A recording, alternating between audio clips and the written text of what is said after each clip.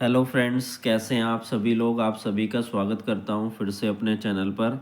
Guys, आज हम एक और नए लीगल टॉपिक को इस वीडियो में समझने वाले हैं। अगर आप भी लॉ के स्टूडेंट हैं और डेली एक लीगल टॉपिक को समझना चाहते हैं तो आप हमारे साथ जुड़कर हर दिन एक नए टॉपिक की इन्फॉर्मेशन हमारी वीडियो से ले सकते हैं। तो आज का हमारा टॉपिक जो है वो रिलेटेड है इंजंक्शन से, जो कि बहुत कॉमन है और आपको पता होना चाहिए इंजंक्शन क्या होता है, क्या इसके लीगल प्रोविजंस है और कितने प्रकार की इंजंक्शन होती है। काफ़ी इजी लैंग्वेज में समझने की कोशिश करेंगे। पहले तो इंजंक्शन जो होती है उसे हम निषेधाज्ञा कहते हैं। आपने ये टर्म कभी नहीं सुना होगा, निषेधाज्ञा, क्योंकि जनरली हम इंजंक्शन, स्टे, इस तरीके के टर्म को सुनते हैं। तो निषेधाज्ञा को ही इंजंक्शन कहा जाता है। तो जो इंजंक्शन है वो न्यायालय के द्वारा दिया गया वह आदेश है जिसके द्वारा किसी व्यक्ति को कोई कार्य करने से रोका जाता है या कोई कार्य करने के लिए बाध्य किया जाता है। यानी कि मेरे को किसी दूसरे व्यक्ति को किसी कार्य को करने के लिए रोकना, उसके द्वारा दिए मेरे द्वारा दिया गया कोई ऐसा आदेश, या मैं कोई ऐसा आदेश देता हूँ जिससे कोई दूसरा व्यक्ति किसी कार्य को करे, तो ये जो आदेश दिए जाते हैं ये कोर्ट के द्वारा दिए जाते हैं और इसी को निषेधाज्ञा इंजंक्शन कहा जाता है। यह एक प्रिवेंटिव रिलीफ है। ये क्वेश्चन पूछा जाता है कि जो इंजंक्शन है ये किस तरीके का रिलीफ होता है, तो ये निवारक रिलीफ है। हिंदी वाले स्टूडेंट्स के लिए निवारक रिलीफ है, इंग्लिश वाले स्टूडेंट्स के लिए प्रिवेंटिव रिलीफ है, जिसका उद्देश्य भविष्य में होने वाले नुकसान को रोकना होता है। अब बात करें इसका उद्देश्य क्या है। इसका उद्देश्य है कि अधिकारों की रक्षा कर सके, भविष्य में होने वाले नुकसान से बचाया जा सके, उसकी रोकथाम की जा सके, संपत्ति या कानूनी अधिकारों की रक्षा की जा सके और आवश्यक मुकदमों से बचा जा सके।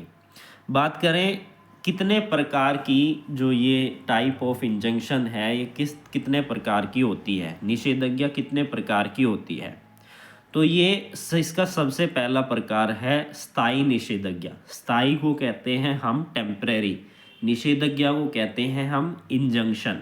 तो स्थायी निषेधाज्ञा क्या होती है, यह कुछ समय के लिए दी जाती है। जैसे कि हमने टेम्परेरी, कुछ समय के लिए दी जाने वाला रिलीफ, उसको टेम्परेरी रिलीफ कहते हैं। तो इसी तरीके से टेम्परेरी इंजंक्शन कुछ समय के लिए दी जाती है, मुकदमे के अंतिम निर्णय तक प्रभावी रहेगी। यानी कि जब तक कि कोर्ट का लास्ट डिसीजन नहीं आता तब तक के लिए टेम्परेरी इंजंक्शन किसी पार्टी को प्रोवाइड करना। और ये जो टेम्परेरी इंजंक्शन है, ये जो अस्थायी निषेधाज्ञा है, ये सिविल प्रोसीजर कोड के ऑर्डर नंबर 39 के अंतर्गत दी जाती है। तो इसके लिए आपको सीपीसी के ऑर्डर नंबर 39 को पढ़ना होगा। अब हम इसे एक एग्जाम्पल से समझते हैं कि टेम्परेरी इंजंक्शन किसे कहेंगे। तो ए और बी के बीच में जमीन को लेकर विवाद है, लड़ाई है, झगड़ा है।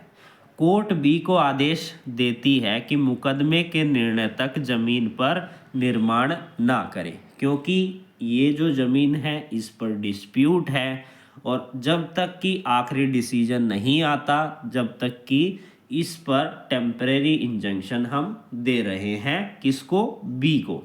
तो बी को ये आदेश दिया जाता है ताकि उसमें उसको कोई नुकसान ना हो, क्योंकि क्या पता टाइटल उसके पास हो और कोई दूसरा इलीगली उस प्रॉपर्टी को कब्जा रहा है, तो उस सिचुएशन में टेम्परेरी इंजंक्शन ग्रांट किया जाता है जब तक कि लास्ट डिसीजन ना आए।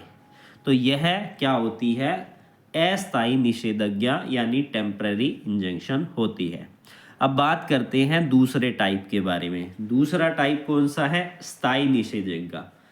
स्थायी निषेधाज्ञा जिसे हम कहते हैं परमानेंट इंजंक्शन। जब आप लॉ के अंदर स्पेसिफिक रिलीफ एक्ट को पढ़ेंगे तो वहां पर टर्म लिखी हुई है परपीचुअल इंजंक्शन। अब परपीचुअल इंजंक्शन क्या है, फर्स्ट टाइम अगर आप पढ़ते हैं तो आपको नहीं पता चलता। परपीचुअल का मतलब होता है परमानेंट, यानी परमानेंट इंजंक्शन यानी स्थायी निषेधाज्ञा। तो यह आदेश के अंतिम निर्णय के बाद दी जाती है। यानी कि उस केस की हियरिंग पूरी चल चुकी है, ख़त्म होने वाली है, लास्ट स्टेज पर है, डिसीजन पर है, उसके बाद परमानेंट इंजंक्शन दी जाती है कि अब ये जो प्रॉपर्टी है ये इस व्यक्ति की है और आपका कोई भी इस पर राइट नहीं है। तो इस व्यक्ति को ये परमानेंट इंजंक्शन दी जाती है। यह मुकदमे के अंतिम निर्णय के बाद दी जाती है। यह हमेशा के लिए लागू होती है, कुछ समय के लिए लागू नहीं होती, इसलिए इसे अंत में दिया जाता है निर्णय के। और यह स्पेसिफिक रिलीफ एक्ट के अंतर्गत आती है। स्पेसिफिक रिलीफ एक्ट में इसके रिगार्डिंग प्रोविजन दिए गए हैं। अब हम इसे एक उदाहरण के द्वारा समझते हैं। कोर्ट यह घोषणा करता है कि जमीन ए की है और बी को हमेशा के लिए उस जमीन में दखल देने से रोका जाता है। तो जब ये आदेश कोर्ट ने दे दिया, इसका मतलब क्या है? परमानेंट इंजंक्शन किसको ए को प्रोवाइड कर दी। ए ही उसका मालिक है, बी उसमें कोई हस्तक्षेप नहीं करेगा। तो यह एक स्थायी निषेधाज्ञा यानी कि परमानेंट परपेचुअल इंजंक्शन है। अब एक आती है हमारी मैंडेटरी इंजंक्शन, जिसे हम कहते हैं अनिवार्य निषेधाज्ञा। अनिवार्य निषेधाज्ञा यानी कि किसी व्यक्ति को कोई कार्य करने के लिए आदेश देना। टेम्परेरी में क्या था? टेम्परेरी में उसको कोई कार्य करने से रोका जा रहा था। परमानेंट में क्या था? पूरी केस की हियरिंग होने के बाद, पूरे केस का निर्णय होने के बाद लास्ट में जो उसका हकीकी है उसको परमानेंट इंजंक्शन देना। मैंडेटरी इंजंक्शन मतलब किसी को कोई कार्य करने के लिए कोर्ट जब बोलती है तो उसको हम मैंडेटरी इंजंक्शन कहते हैं, अनिवार्य निषेधाज्ञा कहते हैं। जब केवल रोकना पर्याप्त ना हो, यानी कि किसी को रोकना पर्याप्त ना हो और उसको ताकि दूसरी पार्टी को कोई नुकसान ना हो, इसलिए उसे आदेश दिया जाता है कि आप ये काम करेंगे।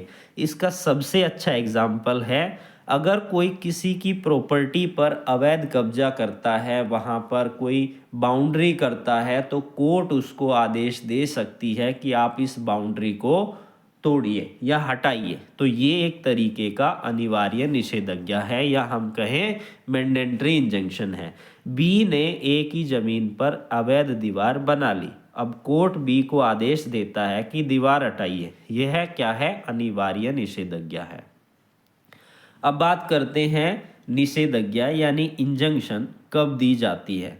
जब कानूनी अधिकारों का उल्लंघन हो, कंपनसेशन पर्याप्त ना हो, इररिपीटेबल इंजरी हो रही हो पार्टी को या होने की संभावना है, जब न्यायालय को यह उचित लगे, यानी कि कोर्ट का डिस्क्रिएशन जरूरी है।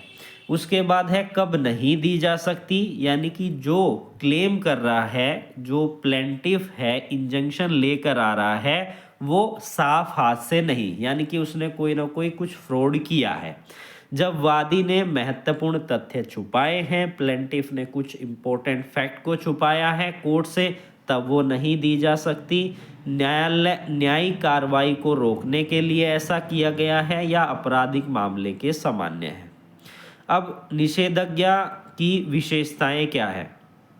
यह न्यायालय का विवेकाधीन आदेश है। यह निवारक प्रवृत्ति की होती है, भविष्य के नुकसान से रोकती है।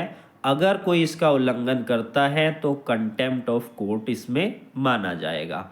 यानी कि यदि कोई व्यक्ति आपकी ज़मीन पर अवैध निर्माण करने जा रहा है और कोर्ट ऐसा करने से रोक देती है, तो इसे हम साधारण भाषा में क्या कहेंगे? इंजंक्शन कहेंगे या निषेधाज्ञा कहेंगे। तो ये था हमारा आज का टॉपिक। इसी तरीके से आप डेली एक नए टॉपिक को समझ सकते हैं हमारे साथ जुड़कर।